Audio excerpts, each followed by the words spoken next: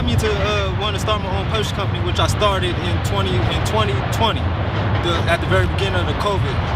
That's what made me start. But I always wanted to be an owner. I always had that ownership in me, the entrepreneur. So anything that I did, I want to have full ownership.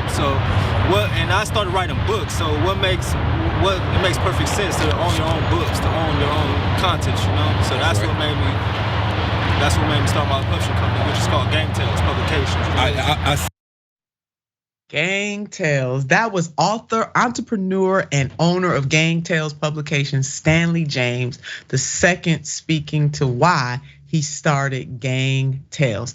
And here's some more on this amazing story as he describes growing up in and around the gang environment in California. He says, the first thing I see really going outside is Crips and Bloods and hustlers selling dope and everything. But I had the other life too. I grew up in a house with Black Panthers, Martin Luther King. So I had the best of both worlds. And that's Stanley James II, the author and the owner of Gang Tales Publication. But by the time James was 12 or 13, he had begun selling drugs. When he was 17, he officially became a member of the Northside Four Corner Block Crips. The next year, at the age of 18, and while a student at Wilson High School, James was arrested for the first time. James would be in and out of prison for the next few years, but he learned to foster positivity from that experience.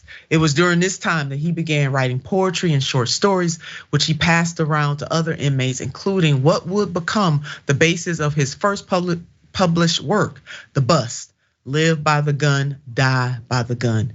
And James began selling his stories and poems in chapbooks or pieces of paper stapled together on the streets of LA, soon getting the attention of an LA-based publishing company, No Breaks. But James had a greater vision, and we are so glad that he did. Officially founded in 2020, James Publishing Company, Gang Tales, has taken on seven other authors so far, including fellow former gang members Trayvon Edwards, who belonged to the Eastside Rolling 20 Crips, a rival gang to James. Gang Tales authors retain 100% of the rights of their works. And James' mission, yes, he is indeed on a mission, is to truly give back to his community. He said the following: just seeing that I could do something positive and bring other people up that walked in the same shoes like pretty much I walked in, like just that's more rewarding. And here is another powerful image of James I want to leave you with.